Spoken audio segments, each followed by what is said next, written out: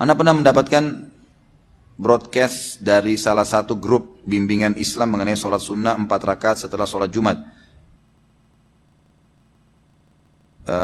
Dan sholat tersebut dilakukan di tempat lain, bukan di masjid tempat kita tunaikan sholat Jumat. Apakah ada dalil sahih tentang amalan tersebut? Setahu saya, riwayat Imam Ahmad hadis Hasan. Sanadnya Hasan, kalau Nabi SAW memerintahkan untuk mengerjakan 4 rakaat sholat, dan Nabi SAW pernah mengerjakan 4 rakaat itu 2 rakaat di masjid dan 2 rakaat di rumah beliau. Dan ini sunnah. Boleh saja, gitu kan? Artinya kalau dia memang merasa khawatir dia kalau kembali tempat kerja nggak bisa sholat, dia mau sholat 4 rakaat di masjid, insya Allah boleh saja, sunnah, nggak ada masalah.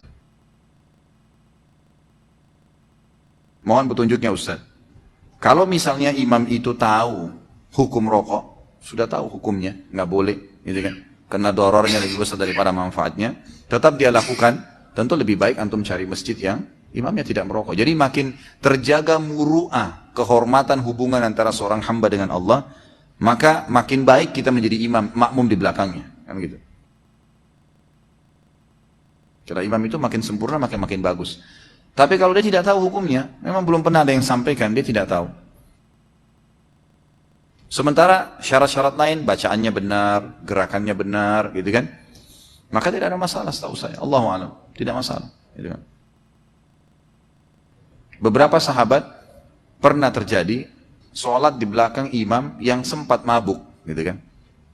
Juga ada hadis Nabi SAW yang berbunyi, kalau kalian sedang menjadi makmum pada seorang imam dan imam itu melakukan kesalahan, maka dia berdosa pada Allah dan sholat kalian sah, gitu kan? Jadi ada penyebutan seperti itu. Dan juga ada hukum dalam masalah buku-buku fikih kita disebutkan hukum sholat di belakang majhul hal. Majhul hal ini nggak jelas statusnya. Orang ini syirik atau enggak ya? Atau dia buat kesalahan atau enggak, kita nggak tahu, maka sah aja sholat di belakangnya. Kecuali kita sudah jelas-jelas tahu dia penyembah kuburan, dia memang orang yang berbuat banyak kemaksiatan kepada Allah, itu lain, gitu kan? Tapi kalau kita nggak tahu, hukum zahir, hukum yang kelihatan saja. Bolehkah kita memilih siapa yang akan kita sedekah? Seperti antara pengemis dan pengamen. Jadi gini, dalam mengerjakan ibadah akhi dan ukhti, yang kelihatan di depan mata, apa yang sedang kelihatan itu yang segera dilakukan. Ada fakir miskin, ada fakir yang lagi minta. Jangan setan bisikin kita, mungkin ada yang lebih susah di depan. Itu urusan nanti itu. Sekarang yang ini nih, lagi kelihatan kasih sekarang. Nanti ketemu lagi sana, sedekah lagi.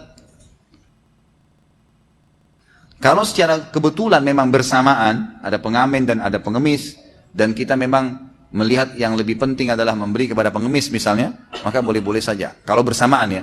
Tapi kalau enggak, siapapun yang ada di depan kita maka berikan langsung. Insya Allah mudah-mudahan itu ya sudah dicatat pahala oleh Allah SWT.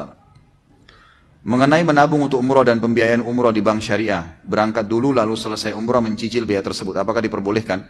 Kalau memang tidak tambah apa-apa, tidak ada biaya di situ. Artinya dia membantu Anda untuk itu, insya Allah nggak apa-apa, gitu kan?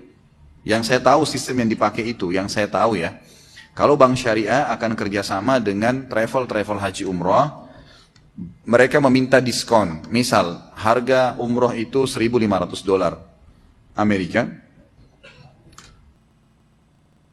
Maka kalau kita normal berangkat $1.500 memang bayarnya, nggak ada potongan sama sekali. Memang sudah begitu standar harga. Tapi karena perbankan syariah datang kepada travel mengatakan saya bisa mendatangkan 100 jemaah. Kemudian saya minta diskon, dikasih nggak? Baik, per orang saya kasih $100 misalnya.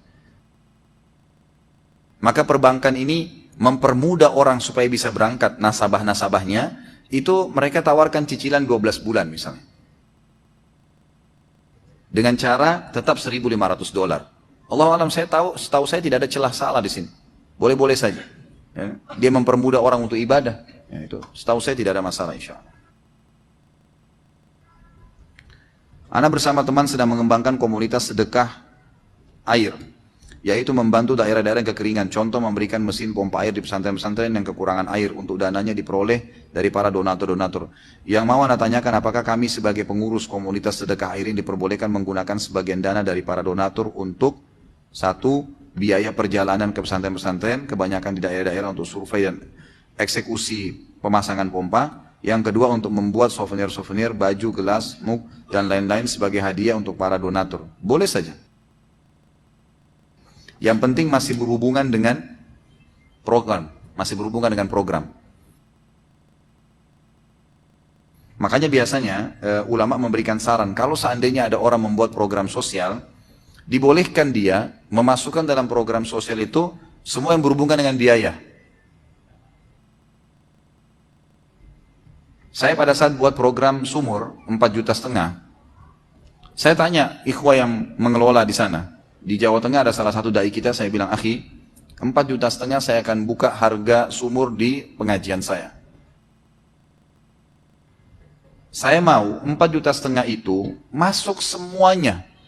Sumurnya, biaya transportasi antum, biaya antum dokumentasikan nanti. Bisa nggak? Dia bilang, baik Ustaz, kasih saya waktu, saya akan hitung. Dihitung sama dia, ternyata semua bisa masuk. Gitu kan? Masuk semua yang berhubungan dengan program itu. Maka 4,5 juta yang saya transfer langsung ke dia, yang saya ambil dari jemaah saya dan sudah saya buka transparan semuanya itu di YouTube, di acara-acara kita. Dan juga ada laporan kepada para donatur insya Allah dalam bentuk tertulis dengan foto-fotonya. Itu memang sudah masuk dalam include semua itu. Dan saya temukan itu memang fatwa ini sudah umum difatwakan oleh para ulama di Timur Tengah untuk yayasan-yayasan sosial. Jadi mereka boleh. Diistimbatkan dari bolehnya ambil zakat, mengambil dari zakat itu untuk biaya, gitu kan? Seperti itu. Jadi selama masih proyek itu nggak apa-apa. Yang tidak boleh, antum kumpulin program sosial. Misal antum bilang untuk air nih, terus kemudian ternyata sambil nunggu proyek itu berjalan, antum bisniskan dulu ke yang lain. Nah ini yang tidak boleh, gitu kan? Tapi kalau memang itu hanya murni ke situ, insya Allah nggak apa-apa.